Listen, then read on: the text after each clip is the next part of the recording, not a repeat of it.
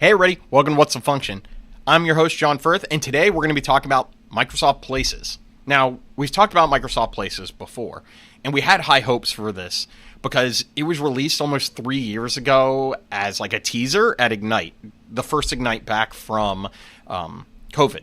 So we've all been wondering, where is Places? What's going on with Places?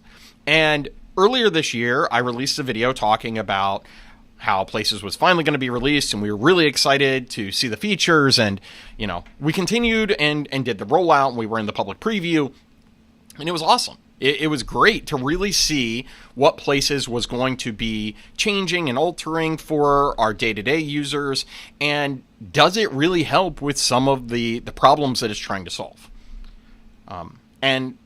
So let's dive in. Microsoft Places is a great tool. It allows you to kind of do something that we hadn't thought about before, which is manage your hybrid life. I come to the office about 3 to 4 days a week. It really depends. But I want to allow anybody who I work with to know where I'm going to be at any given time.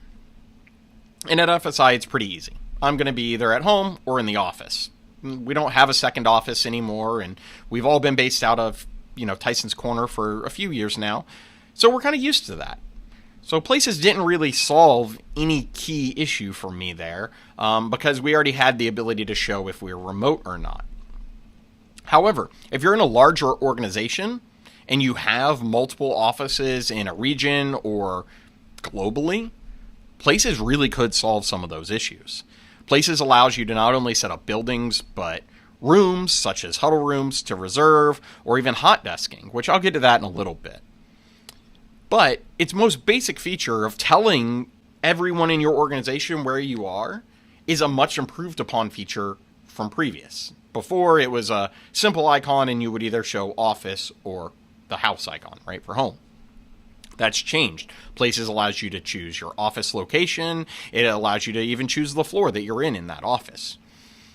Now, that all seems great, and we've had Room Finder for years. And Room Finder kind of is a piece of this. Now, Room Finder will be supplanted by the Places Finder, with a caveat. Do you have the licensing for it? If you have the licensing, then yeah, it'll be replaced. If you don't, then the traditional Room Finder is going to stay where it is for right now. Funny enough, it just got upgraded not that long ago, so it's not a bad product. It's just different. Places is a fully updated experience. Now, in the beta stages, we did have a mobile app. I received a message last week that stated, we're getting rid of the mobile app for right now, and we're going to focus solely on the Outlook and Teams integration, which is wonderful, as I mostly use Outlook and Teams anyway. The app, while nice to have, is really just taking up space on my phone that I don't need. It is a beautiful app. It did allow you to go through and change your location really quickly. But to be honest, if we build this into Teams and Outlook well enough, it doesn't need to be a standalone app, right? It can just be a part or a piece of Teams or Outlook. But really, this gets into what Places is. It's a rewrite, and you can tell, of older services that just needed to be updated for cloud. Most of the way that Teams Rooms were built is all on legacy Exchange. So rooms are just resources, and then we tacked on a couple licenses for Intra and for Intune to manage the device, and then Teams, of course, which was Skype for Business back in the day, and that's how we have a Teams room. So it's a cobbled together service. Now, it's an amazing cobbled together service, don't get me wrong. We all love Teams here at FSI, and we utilize Teams rooms extensively. But Places does give you a better user experience even when doing something as simple as changing a room. Because the UI feels fresh, it doesn't feel dated. The API is a new API that's been developed for Places.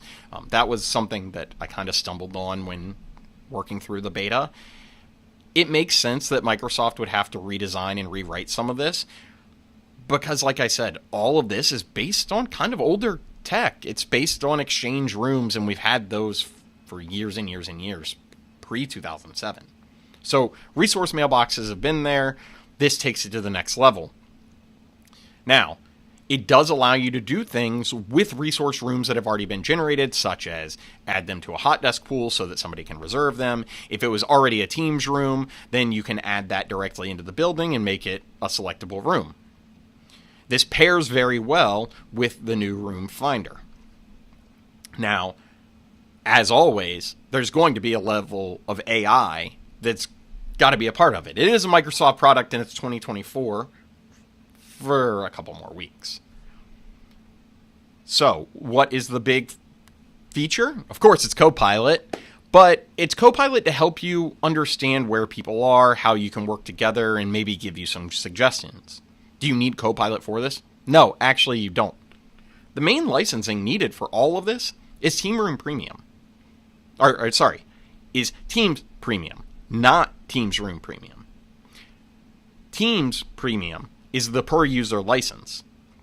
So each individual user who would want to use Places or be a Places user would need the license. Now, I understand a lot of people are not that happy or thrilled about this. That being said, there is still some parts of Places that will natively just be part of the Microsoft 365 ecosystem. However, the nicer features are, of course, gated. There are a lot of other features that we're still kind of waiting on, but they're not exactly there yet. So is Places ready for prime time? As I'm about to release this video, Places goes GA very soon.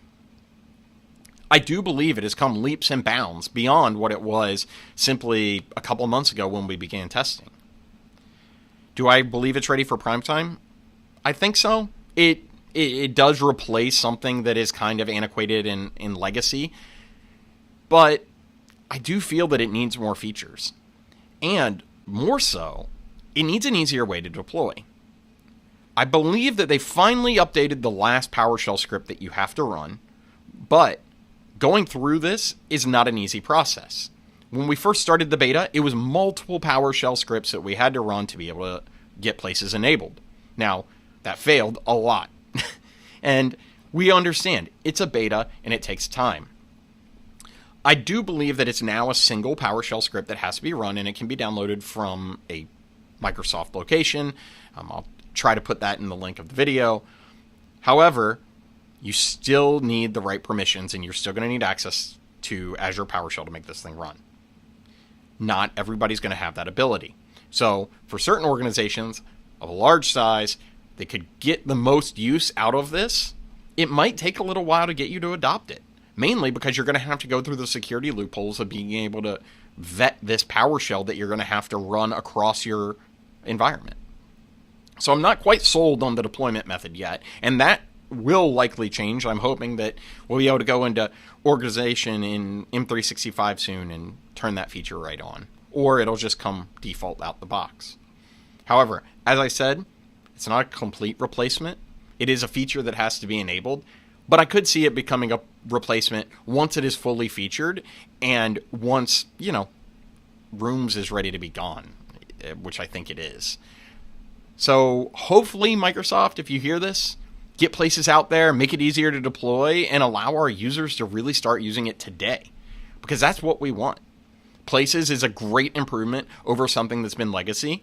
We don't need the AI features, but they are a nice to have. But I'd rather the production just go more into the actual application itself rather than the AI features that are a nice to have rather than something I need today. That all said, with the end of Places beta and generally availability coming in the next week or so, I'm excited.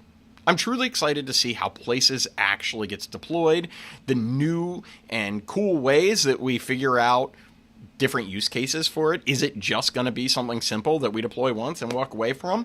Or is it going to be something that really we maintain, kind of like Active Directory? There are a lot of little features like being able to set up equipment in rooms and say that this docking station, this monitor, is all belonging to this hot desk. Great features, but managing that actual physical infrastructure could become difficult. So there's probably little improvements that need to be made. Overall, we're really excited, and I cannot wait to actually get the generally available version of Places in the next week. If you want Places and you have some great use cases, reach out to us. We're going to be happy to get you on board with Places as soon as it becomes generally available, because let's be honest, we test things so you don't have to. Thanks for joining me. Hope to see you next time. Thanks again.